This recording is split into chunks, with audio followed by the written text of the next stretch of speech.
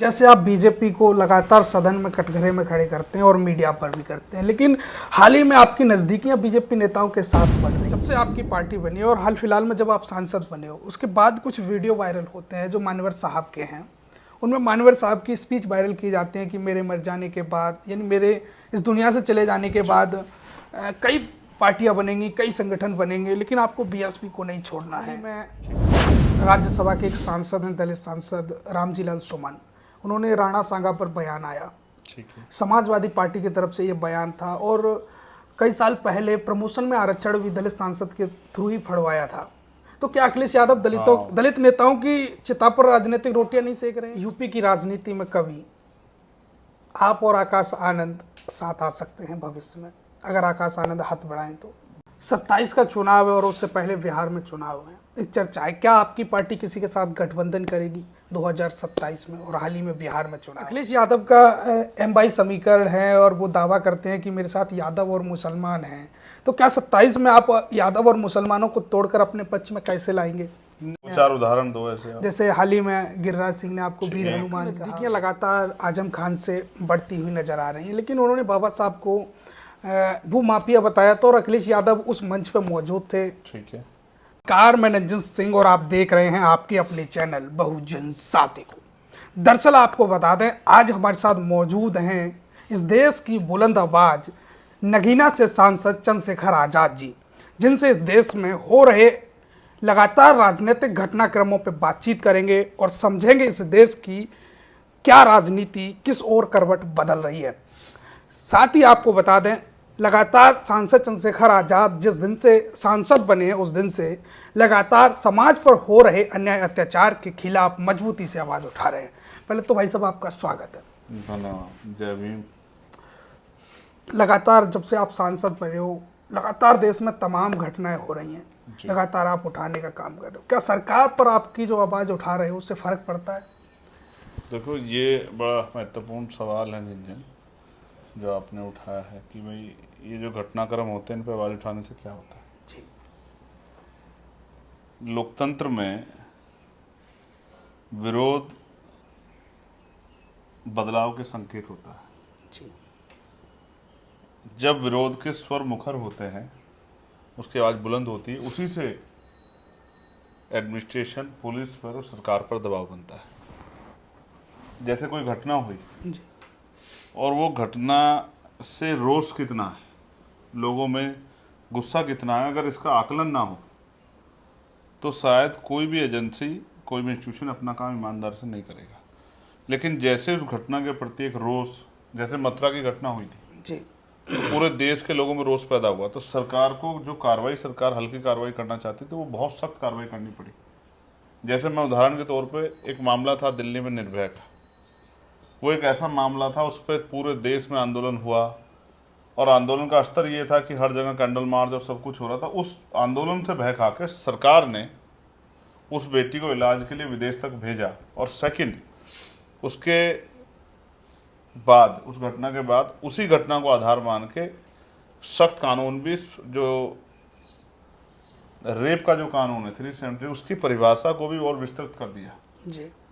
तो इसलिए जब हम किसी घटना पर आवाज़ उठाते हैं तो सरकार को, एडमिनिस्ट्रेशन को, पुलिस को उसका संज्ञान लेना पड़ता है। जब उसकी बात दूर तक जाती है, उससे जो विरोधाभास, जो आक्रोश पैदा होता है, सरकार उसको भांप कर उसके अनुसार कार्य करती है।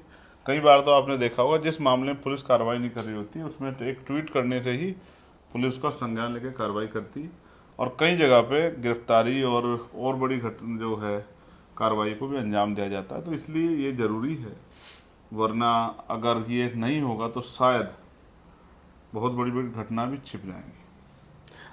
27 का चुनाव है और उससे पहले बिहार में चुनाव है। एक चर्चा है, क्या आपकी पार्टी किसी के साथ गठबंधन करेगी 2027 में? और हाल ही में बिहार में चुनाव है। ये क्योंकि अलायंस के फैसले ये समय के साथ होते हैं। राजनीति में जिनकी अपनी पॉलिसी नहीं होती वो अक्सर फेल हो जाते हैं। जो भी फैसला होगा वो समय के साथ होगा और जो समय आएगा वो सब चीज़ें मीडिया के सामने रखी जाएंगी। अभी तो अपनी तैयारी की जा रही है, अपनी जड़ें मजबूत की जा रही है। जड़ें मजबूत नहीं होगी तो हल्के से हवा के झोंके से जो शक्ति निर्माण हुआ है, जो संगठन निर्माण, वो उखड़ जाएगा। तो उसको वो बचाने के लिए उसकी जड़ें मजबूत करनी जरूरी है। आपको हर बार अखिलेश यादव धोखा दे देते हैं, लेकिन आपकी पार्टी के लोग या समाज के लोग कहते हैं कि अखिलेश यादव के साथ गठबंधन होगा सांसद चंद्रशेखर आजाद का, क्या फिर दोबारा हाथ बढ़ाएंगे आप दोस्ती का उनके साथ? देखिए, मैं आज इस पर कुछ नहीं कहना चाहता। जी और अखिलेश जी से जो अलायंस की बातें हुई वो उस समय की जरूरत थी। जी देश चाहता था कि सब लोग मिलकर, चाहे आप लोग भी चाहते थे कि मिलकर चुनाव लड़ा जाए और चुनाव लड़ के भारतीय जनता पार्टी को रोका जाए। जी तो मैं जो कार्य करता हूँ, क्योंकि लोकतंत्र है, वो जनता की भावनाओं के अनुरूप करता हूँ। जी अब जो जनता की भावनाएं होंगी, जैसे जनता की भावना ये है कि अब हमें अपने दल को मजबूत करना चाहिए, तो हम उस काम कर रहे हैं ईमानदारी से। तो बाकी जो है वो जिस समय निर्धारण होगा, अभी तो आज़ाद समाज पार्टी बहुत मजबूती से काम कर रही है और धीरे धीरे हर महीने उनकी शक्ति बढ़ रही है। हाल ही में राज्यसभा के एक सांसद हैं, दलित सांसद रामजी लाल सुमन, उन्होंने राणा सांगा पर बयान आया। ठीक है। समाजवादी पार्टी की तरफ से ये बयान था और कई साल पहले प्रमोशन में आरक्षण भी दलित सांसद के थ्रू ही फड़वाया था। तो क्या अखिलेश यादव दलित नेताओं की चिता पर राजनीतिक रोटियां नहीं सेक रहे हैं? हाँ, आपने कहा कि इस बार उन्होंने जो बयान दिलाया वो, क्योंकि देखिए उनकी पार्टी का जो बयान है जी वो बिना उनकी पार्टी के नेताओं की परमिशन के बगैर तो नहीं हो सकता। जी। एक बात, ये उनका पार्टी का बयान है, जी क्योंकि उन्होंने ये नहीं कहा कि उनका व्यक्तिगत बयान था। बिल्कुल। दूसरा, आपने कहा कि प्रमोशन में रिजर्वेशन का जब बिल आया था लोकसभा में, तो समाजवादी पार्टी के लोकसभा सदस्य द्वारा ही फाड़ा गया था, जो दलित समाज से थे। देखिए, मैं इस पे इतना ही कहूँगा कि समाजवादी सरकार जी और समाजवादी पार्टी, समाजवादी सरकार में तो जिस तरह का जुल्म सिर्फ दलितों पे नहीं, अति पिछड़ों पे और पिछड़ों पर भी जो जिस तरह का जुल्म हुआ है, वो उसको मैं किसी भी कीमत पर स्वीकार नहीं कर सकता। लेकिन समाजवादी पार्टी अब बदली बदली सी पार्टी बनने का या इस तरह का दिखावा करने का प्रयास कर रही है। अब उसका जमीनी सच क्या है, ये तो क्योंकि कहते हैं ना, किसी को अगर तोलना हो, किसी को अगर जानना हो, तो उसकी हिस्ट्री से, उसकी कार्यशैली से जांचते हैं। तो अभी तक मैं जहाँ तक समझता हूँ कि समाजवादी पार्टी बहुजन समाज का जो है विश्वास नहीं जीत पाई, क्योंकि कई बार जो है, जैसे अभी उन्होंने, हालांकि मुझे उनकी पार्टी कहना नहीं चाहिए, जी उन्होंने जो अपने विधानसभा के जो लीडर ऑफ अपोजिशन बनाए असेंबली में, जी जो नेता बनाए विपक्ष के, वो माता प्रसाद पांडे जी को बनाया। तो इससे स्पष्ट होता है कि वो जो कहते हैं उनके कथनी और करने में फर्क है। हालांकि मुझे बहुत समाजवादी पार्टी पर टिप्पणी नहीं करनी है, मेरा काम है आज़ाद समाज पार्टी के लिए काम करना, मैं उसको कर रहा हूँ। मैं तो कहूँगा कि इस तरह के सभी बयानों को, वो सार्वजनिक रूप से जो बयान दिए जाते हैं, वो पार्टी की इच्छा के अनुरूप के साथ ही होते हैं, पार्टी की पॉलिसी के साथ ही होते हैं। तो उन्होंने क्यों दिया और क्यों दिलवाया, इसके लिए बेहतर जानते हैं। लेकिन उनके साथ जो घटना हुई, मैं उसकी निंदा करता हूँ। इस तरह की घटना किसी सांसद के साथ नहीं होनी चाहिए, चाहे दलित समाज का हो, किसी भी जाति का। क्या यूपी की राजनीति में कभी आप और आकाश आनंद साथ आ सकते हैं भविष्य में, अगर आकाश आनंद हाथ बढ़ाएं तो? देखिए, राजनीति में कुछ भी नामुमकिन तो नहीं है। अगर वो जैसे वो राजनीति करना चाहें जी और आज़ाद समाज पार्टी में आकर राजनीति करना चाहें, तो इसमें कोई बुराई नहीं है। तो हालांकि ये बातें अभी इसलिए तर्कसंगत की इस तरह की चर्चा बातचीत नहीं हुई है, जी लेकिन आपने एक सवाल खड़ा किया तो उसका जवाब देते हुए कि ऐसे किसी के लिए रास्ते बंद तो नहीं है। और मेरे लिए रास्ते बंद हो सकते हैं, लेकिन मेरे जो है, मेरा जो दल है आज़ाद समाज पार्टी का सिरा, मेरा हम कमजोर लोगों का जो दल है, उसमें तो सभी के रास्ते खुले हैं। अखिलेश यादव का एम22 समीकरण है और वो दावा करते हैं कि मेरे साथ यादव और मुसलमान हैं। तो क्या 27 में आप यादव और मुसलमानों को तोड़कर अपने पक्ष में कैसे लाएंगे? नहीं, कोई किसी को नहीं तोड़ सकता है। सब देख रहे हैं कि कौन आदमी क्या काम कर रहा है, कौन आदमी उनके लिए फ़ायदेमंद है, कौन नुकसान है। सब देख रही, जनता देख रही है, जनता समझदार है। सिर्फ दलित यादवों को ही नहीं, मुसलमान यादवों को ही नहीं, हम तो बहुजन समाज के, और वो उनमें बहुजन समाज से अलग भी जिन लोगों को जो संविधान भरोसा रखते हैं, उन सब लोगों को साथ लेकर चलेंगे। उन सब लोगों के जो है, चाहे, क्योंकि हम जो लड़ाइयाँ लड़ रहे हैं, रोटी कपड़ा मकान रोजगार, महंगाई, महिला सुरक्षा, महिला सशक्तिकरण, और तमाम तरह से, और जो है किसानों की लड़ाई, मजदूरों की लड़ाई, और विद्यार्थियों की लड़ाई, रोजगार की लड़ाई, महंगाई की लड़ाई, भ्रष्टाचार के खिलाफ लड़ाई, ये सब लड़ाइयाँ इस बात को स्पष्ट करती है कि हम जाति धर्म से ऊपर उठ के जो है महापुरुषों के रास्ते पे काम कर रहे हैं और लोगों की हक की लड़ाई लड़ रहे हैं। जैसे आप बीजेपी को लगातार सदन में कटघरे में खड़े करते हैं और मीडिया पर भी करते हैं, लेकिन हाल ही में आपकी नज़दीकियां बीजेपी नेताओं के साथ बढ़ रही हैं। इसको कैसे कह सकते हैं? जैसे आप मेरे साथ बैठे हैं तो आपकी नज़दीकियां मुझसे बढ़ गई हैं क्या? इसका कोई आधार होगा ना, तथ्यात्मक बात। जैसे आपके वीडियो और फोटो आ रहे हैं लगातार। अच्छा, कैसे फोटो आए? जैसे अभी गिरिराज सिंह दो ने, चार उदाहरण दो ऐसे आप। जैसे हाल ही में गिरिराज सिंह ने आपको वीर हनुमान कहा, एक और लगातार कई मंत्रियों के साथ फोटो आते हैं। बताओ तो, नाम बताओ। जैसे शिवराज सिंह चौहान जी के साथ आया, कौन सा फोटो आया? एक फोटो आया जो जिसमें आप शायद कोई पत्र दे रहे थे उनको। कब कमाल है, मिनिस्टर को पत्र दूंगा तो किसे दूंगा? ऐसी आम चर्चा है लोगों में। अब मैं ये कह रहा हूँ कि अगर मेरे क्षेत्र में कोई समस्या है, जैसे मेरे क्षेत्र में गुलदार की समस्या थी, जी, तो मैं उसकी शिकायत अगर करूँगा या उसमें कोई डिमांड करूँगा तो किससे करूँगा? आप बताओ। जो उसके विभाग के मंत्री उनसे ही करूँगा। तो चाहे भूपेंद्र यादव जी हों, चाहे कृषि मंत्री शिवराज सिंह चौहान हो, चाहे रेल मंत्री जो है, अब मेरे यहाँ रेल की समस्याएं हैं, जिन समस्याओं पे पार्लियामेंट में कह दिया गया कि भाई इन पे हम काम करेंगे, उन पे काम नहीं हो रहा, तो अब मैं क्या करूँगा? क्योंकि उन पर चर्चा तो रेल बजट पे ही होगी दोबारा, तो मैं जाके मंत्री से जब पूछूंगा क्यों नहीं हो रहा है, या मेरे क्षेत्र में कोई परेशानी आएगी। जैसे नगीना में अमृत भारत स्टेशन योजना के नाम पे करोड़ों रुपए खर्च हुए, लेकिन उसके स्टेशन की लंबाई नहीं बढ़ी 2 और 3 की। जी, तो मेरे क्षेत्र की जनता मांग उठा रही, तो मैं जाकर मिनिस्टर से तो सवाल करूंगा। तो रही बात जो आरोप लगा रहे हैं, ठीक है, उनकी अपनी सोच है। यहाँ मैं नाम नहीं लेना चाहता, जी, लेकिन बहुत सारी पार्टियों ने भारतीय जनता पार्टी के साथ मिलकर सरकार चलाई है, और जो आज भाजपा के मुख्य प्रधानमंत्री हैं उनके लिए प्रचार भी किया है। जिन्होंने मिलकर सरकार चलाई, हाथ मिलाया, वो किसी के ऊपर कोई भी सवाल उठाने से पहले एक बार अपने अंदर झांक के देखें। मतलब आपका इशारा बसपा की तरफ है? नहीं नहीं, मेरा इशारा तो आपकी तरफ है। आपने मुझसे सवाल पूछा तो मैं आपको जवाब दे रहा हूँ। आपने भी तो कहीं कुछ देखा ही होगा ना। रही बात गिरिराज सिंह की, गिरिराज सिंह जी हमारे यहाँ मंत्री हैं, और वो मुझे एक सार्वजनिक कार्यक्रम में मिले थे। उन्होंने आके, मैं मानवता को मानने वाला व्यक्ति, उन्होंने आके हाथ बढ़ाया, गले मिले, ठीक है। तो मुझे उनसे कोई व्यक्तिगत नफरत नहीं। मतलब वीर हनुमान क्यों बताया आपको? वो जानते होंगे, आप उनसे मिले तो पूछ लेना कभी अच्छा, कि उन्होंने क्यों बताया और क्यों नहीं बताया। मेरा देखो, फिर मैं आपसे कहता हूँ, मैं जब सार्वजनिक कार्यक्रम में हूँ तो मैं भी गया हूँ, वो भी गए हैं। वो क्या, वो जिन महापुरुषों को मानते हैं वो उनके बारे में जिक्र करेंगे, और मैं जिनको मानता हूँ मैं उनके लिए जिक्र करूँगा, ठीक है। मैं एक चीज़ वो करूँ, आपको स्पष्ट करूँ, संत ना छोड़े संगति, कोटि मिले असंत।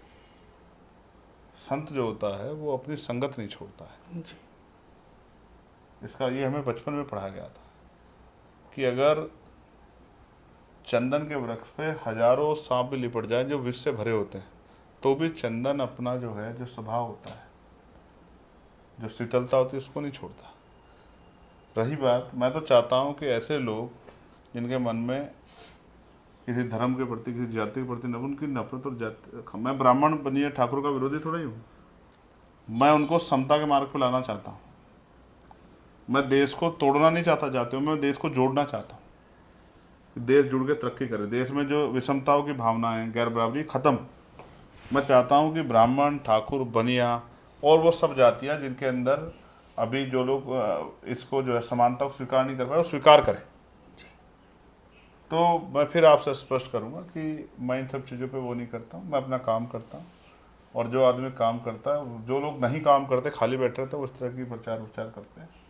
अभी मैंने कल बीजेपी के लोगों पे इतने सवाल खड़े किए। अब जैसे मैंने मांग की, तो मुझे जैसे मैंने आज मांग की कि डॉक्टर बाबा साहब अम्बेडकर की जयंती को राष्ट्रीय जो है पर्व घोषित किया जाए, तो ये मांग मुझे सरकार से करनी नहीं चाहिए। भाई मैं सरकार से क्यों कर रहा हूँ? क्योंकि अगर मैं सरकार से मांग करूँगा तो मैं तो सरकार के आसपास दिखाई दूंगा।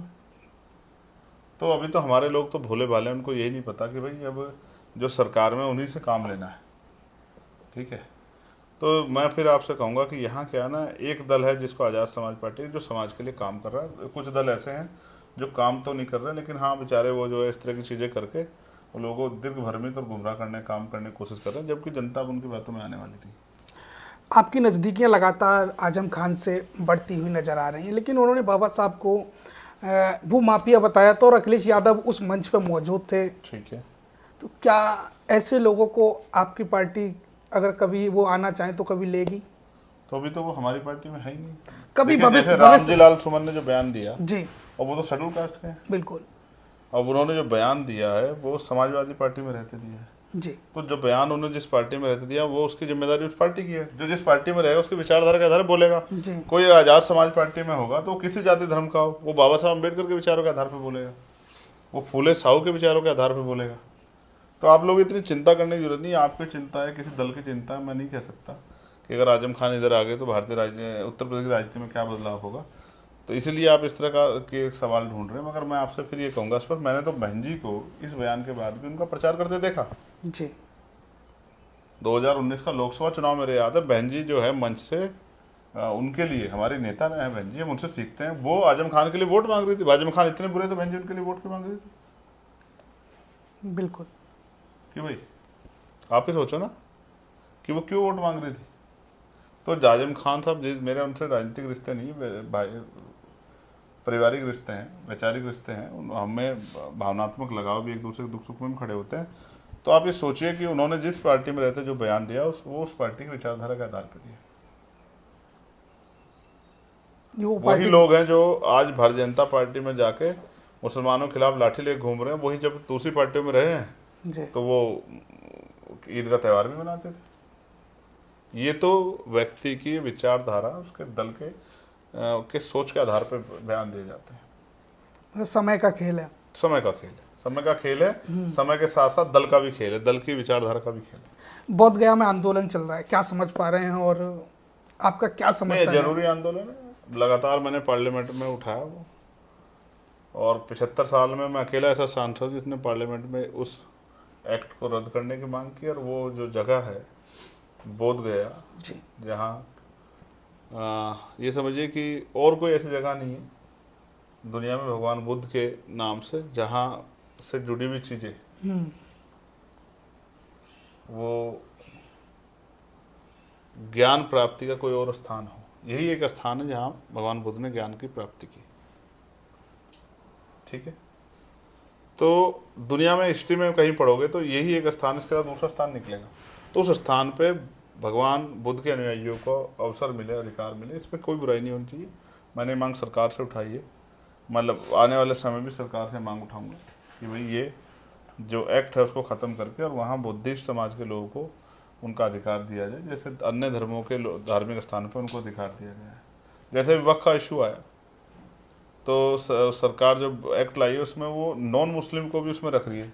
तो मैंने पूछा सरकार के लोगों से, मीडिया के माध्यम से भी, और जब मैं बोल रहा तब भी, कि क्या वो जो और धर्म के धार्मिक स्थान है, क्या वहाँ मुसलमानों को भी अवसर देगी बोर्ड में? जैसे राम मंदिर का जो बोर्ड है उसमें क्या मुसलमानों को भी अवसर देगी? या जो अन्य और जो मंदिरों के बोर्ड है, क्या उनमें मुसलमानों को एंट्री देगी? तो मेरा काम है इस लड़ाई को मंजिल तक पहुंचाना, और उसके लिए जो है लोगों की जो भी समस्याएं हैं बीच में आएंगी उनको भी हम समाधान करते हुए आगे बढ़ेंगे। ये वक्फ बोर्ड का जो अब लगातार आंदोलन की बात उठ रही, तो क्या आप भी आंदोलन में शामिल होंगे भविष्य में? हाँ बिल्कुल होंगे, क्यों नहीं होंगे, बिल्कुल होंगे। जब भी किसी के साथ अन्याय होगा, संविधान विरोधी कोई कानून आएगा, हम लोग उसके खिलाफ मुखर आवाज बनकर लड़ेंगे। एक लास्ट सवाल है सांसद जी मेरा कि जब से आपकी पार्टी बनी और हाल फिलहाल में जब आप सांसद बने हो, उसके बाद कुछ वीडियो वायरल होते हैं जो मानवर साहब के हैं। उनमें मानवर साहब की स्पीच वायरल की जाती है कि मेरे मर जाने के बाद, यानी मेरे इस दुनिया से चले जाने के बाद कई पार्टियां बनेंगी, कई संगठन बनेंगे, लेकिन आपको बीएसपी को नहीं छोड़ना है। ठीक है, तो इस पर आपका क्या रिएक्शन है?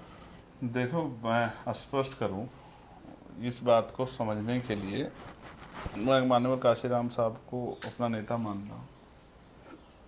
जिस परिस्थिति में उन्होंने बयान दी, वो दल अगर अपनी जो है विचारधारा महापुरुषों के लक्ष्य की तरफ जो बढ़ते कदम थे उनको नहीं छोड़ता, समाज शायद उस दल को नहीं छोड़ता। अगर आप इस पर चर्चा करना चाहते हैं तो मैं इसको और विस्तृत कर देता हूँ। बाबा साहब अम्बेडकर ने 3 पार्टियाँ बनाई जी। बाबा साहब ने लास्ट पार्टी आरपीआई बनाई।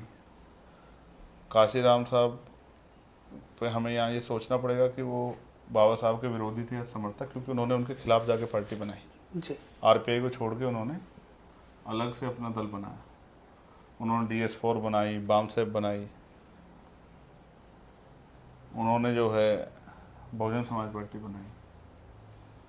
तो पहला जो कदम उठाया बाबा साहब अम्बेडकर की बात के खिलाफ जाके, वो काशीराम साहब ने उठाया। लेकिन जहाँ इसको लोग इस तरह से कहेंगे, मैं इस तरह कहूँगा, बाबा साहब अम्बेडकर के अधूरे काम को पूरा करने के लिए जो सबसे पहले जिम्मेदारी उठाई, उनके लेफ्टिनेंटों को छोड़ के, वो बाहर से एक जो व्यक्ति थे जिन्होंने अपने कंधों पे इस भार को उठाया, अपनी नौकरी छोड़ के, वो थे मान्यवर साहब श्री काशीराम।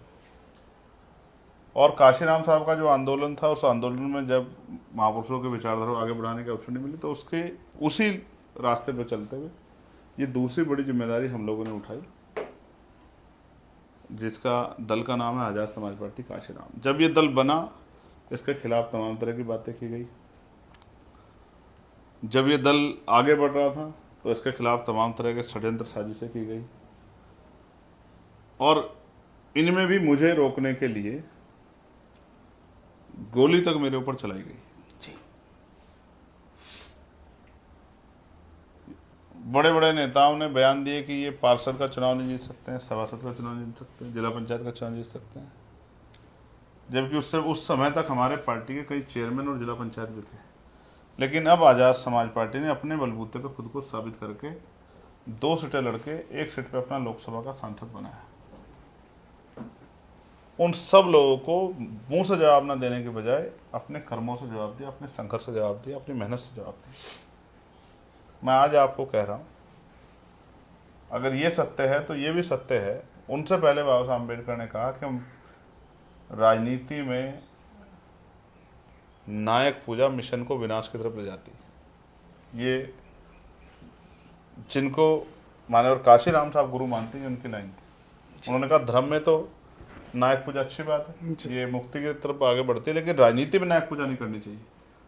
तो जिस आंदोलन ने अपनी गति छोड़ दी, अपनी धार छोड़ दी, अपने विचार छोड़ दिए, और एक पारिवारिक लड़ाई में कभी भाई को बनाना, कभी भतीजे को बनाना, कभी भतीजे को जो है हटाना, कभी उसके ऊपर आरोप लगाना, फिर ससुर को बनाना, ससुर को हटाना, फिर भाई को बनाना, फिर हटाना, जिस दल ने सारी समाज पे संकट आन पड़ा है, आरक्षण खत्म हो रहा है, नौकरियां खत्म हो रही है, रोजगार खत्म हो रहा है, जो जमीनें मिलती है वो छीनी जा रही हैं, तमाम तरह से बहन बेटियों पे जुल्म की बाढ़ आ गई है, उनको मार मार के लटकाया जा रहा है, हत्या हो रही है, किसी तरह से जो राइट्स मिले थे उनको खत्म किया जा रहा है, संविधान पे खतरा। जो दल ऐसे समय में ये बुनियादी काम छोड़ के, संघर्ष छोड़ के, जिस तरह परिवार में किसको बनाना है, किसको नहीं बनाना है, कौन अच्छा है कौन बुरा है, ट्विटर पे रोज जो है तमाशा देखा देश में कि इसने ये कर दिया, उसने कर दिया, उसकी पत्नी ने कर दिया, तमाम तरह की बातें हुई। उस दल से समाज क्या अपेक्षा रखेगा? अब पूरे समाज को अपेक्षा आज़ाद समाज पार्टी। आज़ाद समाज पार्टी अच्छा काम नहीं करेगा, समाज इसका भी साथ छोड़ देगा। तो काशीराम साहब ने क्या कहा? काशीराम साहब ने तो, आइए बात करें। काशीराम साहब ने कहा कि उन्होंने संकल्प लिए जी कि मैं घर नहीं जाऊंगा, संपत्ति नहीं बनाऊंगा, कभी अकाउंट नहीं खोल कर पैसा रखूंगा, मेरा समाज ही मेरा परिवार है, परिवार किसी व्यक्ति को राजनीति में लाऊंगा। तो उनके जो लेफ्टिनेंट है, उन्होंने उनकी बात को कितना फॉलो किया, आप बताओ मुझे। परिवार के आदमी को राष्ट्रीय उपाध्यक्ष बना दिया, परिवार के एक और आदमी को, सारे मूवमेंट के सारे पुराने कार्यकर्ताओं को, उनके संघर्ष को नकारते उसको राष्ट्रीय कोऑर्डिनेटर बना दिया। हालांकि मैं उन पर चर्चा नहीं करना चाहता, आप इस चर्चा को लिया है, मैं इसको समय की बर्बादी मानता हूँ चर्चा को, और मुझे उन पर टिप्पणी करने का कोई अधिकार नहीं है। लेकिन आप ले आए हैं, और आप कहाँ से बात लेके आए, मैं इसलिए आपको जवाब देते हुए कह रहा हूँ। तो उनके लेफ्टिनेंट ने तो उनकी एक भी बात नहीं मानी। हमने तो सिर्फ महापुरुषों को सुना है और सुन के उनके जीवन को, उनकी दर्द को आत्मसात किया, इसलिए इस संघर्ष को कर रहे हैं। वरना गोली खा के कौन अपनी जान पे दांव लगा के जो ये लड़ाई लड़ता? तब तो मैं MP MLA भी नहीं था, कुछ भी नहीं था जब मेरे ऊपर गोली चली। तो जिसको मेरा तब भी विरोध करना था, उसने तब भी विरोध किया। कुछ तो ये कहते थे भाई इसने तो खुद पब्लिसिटी के लिए गोली चलवा ली, इसने तो ये कर लिया, उसने तो वो कर लिया, तमाम बातें करते थे। तो क्या हुआ? तो मैं तो ये मानता हूँ कि विरोधी का काम है विरोध करना, और आपका काम है अपना काम करना। जो अच्छा काम करेगा समाज उसके साथ जाएगा। जी। इतने विरोध के बावजूद भी अगर समाज का आशीर्वाद मेरी तरफ आगे बढ़ रहा है, तो ये इसका मतलब ये है कि जो बाबू साहब ने कहा था कि हमें व्यक्ति से नहीं विचार से प्यार होना चाहिए। व्यक्ति तो आते जाते रहेंगे, बिल्कुल। विचारधारा, जो आदमी विचारधारा पे खड़ा उसके साथ हमें चलना चाहिए, और विचारधारा पे हम खड़े हैं, इसलिए समाज का आशीर्वाद हमारे साथ है। लगातार जो 2 हमले हुए मथुरा में और उड़ीसा में, मतलब क्या आपकी लोकप्रियता से लोग घबरा रहे हैं? बिल्कुल घबरा रहे हैं। आज़ाद समाज पार्टी की लोकप्रियता से घबरा रहे हैं। मेरा क्या, मैं तो सिपाही हूँ। आज़ाद समाज पार्टी की जो बढ़ती लोकप्रियता उससे घबरा रहे हैं, और जो घबरा रहे हैं उनको और घबराना चाहिए, क्योंकि अभी तो आज़ाद समाज पार्टी आगे बढ़ेगी और महापुरुषों के जो अधूरे सपने उनको पूरा करेगी। और मैं आपके चैनल के माध्यम से चेतावनी के तौर पर लोग कहना चाहता हूँ जो कमज़ोर वर्गों पर इतना अत्याचार कर रहे हैं, कि इनको मैंने रोक रखा है, इनको मैंने समझा रखा है। अगर ये किसी दिन आपके इन अत्याचार का बदला इसी भाव में देने लगे तो शायद आपको कहीं बचने की जगह नहीं मिलेगी, क्योंकि संविधान को मानते हैं। इसलिए मैंने इनको रोक रखा है कि हमें जुल्म का मुकाबला संविधान के द्वारा मिली कानूनी शक्ति के जरिए करना है, वरना अगर उन्हीं की भाषा में हमारे लोग जवाब देने लगे तो फिर शायद। हमारे साथ मौजूद थे लोकसभा के सांसद चंद्रशेखर आजाद जी। लगातार बेबाक तरीके से संसद में और इस इंटरव्यू में भी बेबाक तरीके से सवालों के जवाब दिए। इस खास वीडियो को देखने के लिए आप सभी का बहुत बहुत धन्यवाद। इस वीडियो को ज़्यादा से ज़्यादा शेयर करें। धन्यवाद आप।